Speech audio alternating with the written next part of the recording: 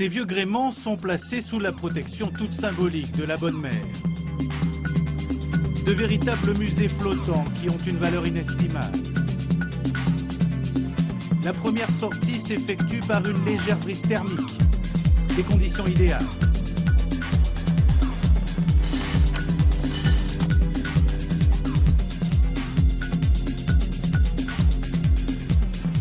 Le souvenir du vieux Marseille peut ainsi renaître, selon ce pêcheur local. Le Marseille, quand il y avait les langoustiers, les bateaux qui portaient les oranges, vous voyez, les gros voiliers là, qui portaient les oranges. Moi j'habitais en face à la criée, là. On les voyait débarquer. Un mât de 32 mètres, 250 mètres carrés de voilure et une coque en acajou, le Talofa, bateau des années 60, impose une immense silhouette. La passion d'une vie pour son propriétaire. Je suis tombé en face de ce bateau et ça a été le coup de foudre. Il est très doux en mer, il est aussi puissant, il ne cogne pas.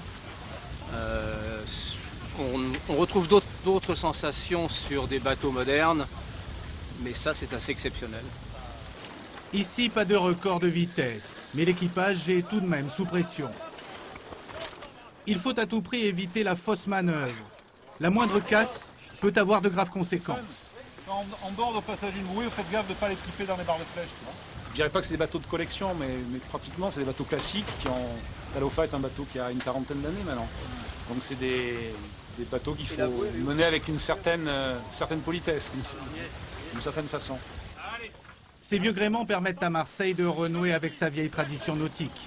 À défaut de Coupe de l'América, la ville accueillera des pré-régates de cette prestigieuse compétition en septembre. Ces navires de tradition laisseront alors place aux Formule 1 des mers.